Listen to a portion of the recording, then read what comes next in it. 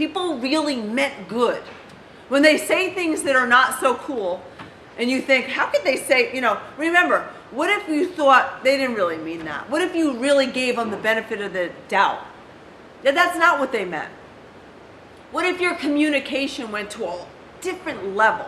Because what happens is we operate out of love and we really care about other people more than our own concerns. Don't care about your own rank advancements. Don't care about where you are in the comp plan.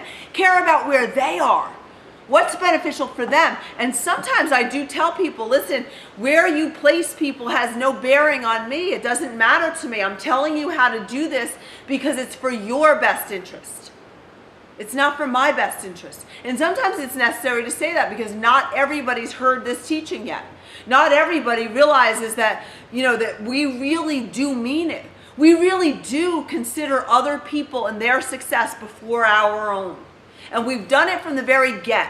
Do you know that these comp plan, the way that it works, sometimes people get out of your pay levels, if you will, because there has to be breakage for the company to be solvent. It's just the way these comp plans are. And so there's people who we've traveled around, flown to Hawaii for, went over to this other location, spent hours or days with people that really financially didn't mean anything to us, but it means something to you. And so what we do, and we've done this from the get-go, it's not that we just do it now because we're making millions of dollars a year. That's not the case. We did it from the get-go. If you would treat your people as if they meant everything, because they do. They mean everything to God. He's not a discerner or respecter of persons. He sees and if we can see what's in people as they start to progress and they make the choices, because it is a choice. To be successful is a choice. To fail is a choice. Because you know what? Quitting is a choice. You have a choice. But if you have your foot in the water and you're not jumping in, you're emitting to people that that's your choice. That's what you're saying to people. People can read that, whether you say it or not. People know. If you've got an out, if you have an exit plan in your head, listen, this is something you can do part-time. Why would you ever stop sharing what we have with people when we're changing people's health, wealth, finances, spiritually, relationally, when you're putting people into an environment that can transform their lives? Why would you quit? Why would quitting be an option? But you see, if you're in your mind have an exit strategy, you think you're going to quit, or if it doesn't do this and you've given yourself, well, by this time next year, if I'm not making this much money, or whatever the case may be, people sense that exit strategy. They sense that you're not fully committed. When you walk in a spirit of excellence, like when I listened to that recording of Lance and the marketplace ministry strategy and the whole thing about being at the top of your mountains and how it all came to pass and the supernatural events and an actual death experience of a man that had an encounter with God who spoke to him about the fact that, we're to be at the top of the mountains. Why is it that Al Jazeera radio penetrates and does what it does for the enemy camp? Why isn't it that we do that? And so this concept, I was listening to it and I said, this is the truth. What if somebody that was sold out for Jesus was at the top of the political mountains? What if they were the president? What if they were the one that was at the top of the mountain of movies and media, broadcasting? What if it was the righteous message? What if it was that there is a plumb line? What if that message went out? When one crazy person can take prayer out of school, one crazy person, what can we do together for righteousness' sake? And so when you look at where we're at, I'm not surprised. The Lord did it. And he's looking for others to rise up, but yet to be also patient with ourselves. Be patient with yourself. When we came into Isagenix, we had 20 years background in the industry. We had 20 years background. So it's not something that you want to come in and think that there's not a growth. There's a growth curve. There's time. And depending upon where you're at in that growth curve may require for you to get to a point, because there are the ups and downs. There's the chiseling. There's that emery board effect that's going to put you in a place where, an iron sharpens iron. But what'll happen, it'll start to melt away the dross. And you will come out a rising, shining piece of gold in the light of the King's face. Imagine in the light of the King's face, we're able to do greatness. Because why? Somebody in you, see, what people must understand is that people who don't know Jesus don't have the authority and the favor on them that people that do have. So if you don't know him yet, that's okay. You can ask. It's a very simple process. He stands at the door, it says, and he knocks. And he asks, he wants to come in.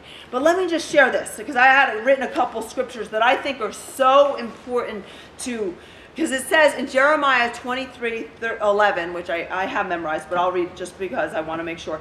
For I know the plans I have for you, declares the Lord. Plans to prosper you and not to harm you. Plans to give you a hope and a future. That his plans for you are so great that we are on the planet for a purpose. You didn't just show up by accident. There are no accidents on this planet. You are here on point.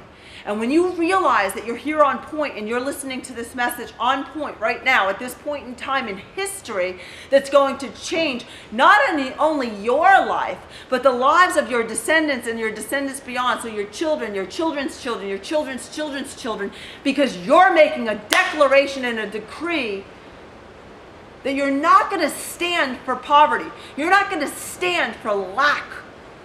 Your greatness. You are a daughter of the King of Kings. You are a son of the King of Kings, of God who created everything.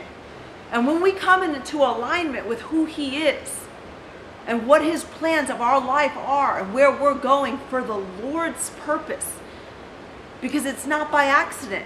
Everything that you see, you in my house, or you see the stuff that people have, and it's all passing. None of it matters. I mean, it's great. I'm not going to say it's okay to be blessed, because your Father in heaven loves you so much.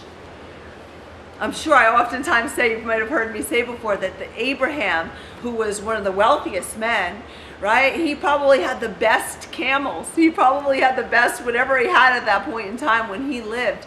He had the best of the best. He could have anything. But you know what? He knew he wasn't taking anything with him. It didn't have him. It wasn't his God. So when you realize, because you're empowered with the wealth, because that's what needs to happen to move things. I'm sitting in something right now that, we were instrumental to help this be here. Like as a system. Why? Because the Lord has blessed us, so we're a blessing. We're blessed to be a blessing for people. Imagine being able to have that kind of freedom. To not only pick up and go and be able to do things with your family. Imagine being able to spend as much time as you want with the people you love the most. Really, seriously, what if that was your definition of success? To be able to do what I want, when I want, with whom I want, as much as I want, and not have to worry about money. What if you didn't have to show up every day somewhere? What if you didn't have to drop your kids off at daycare, but you were in charge of their development? What if you were the one that was instilling your personal values and beliefs upon your children instead of sending them out for someone else to do that? What if you had that kind of freedom? If you wanted them in a private school, what if that's what you were able to do, is write a check? To have the kids say, I want to go to this Division I school, and be able to write a check. Not one, but two at the same time. That's just happened to us. What if we wanted to go to wherever and take everybody with us? We're able to do that. And it's not because we're great, but I do believe that there is something about that favor. And that's why last week I spoke to you about that favor backlash, because one of the favor backlashes that happens, that's very, most people understand and know about in the Bible, is the story of Daniel. That whole story is a favor backlash. Here's a guy that wouldn't bow to the enemy. He would only do the right thing. He stood as an example of what it takes to be bold, to know and not to waver. What if you were that way? What if you went into your place of work and you stood and you were able to say the name of Jesus Christ is Lord with authority and not be afraid? I mean, why is it that every other person can say whatever they want, but you're afraid? Why?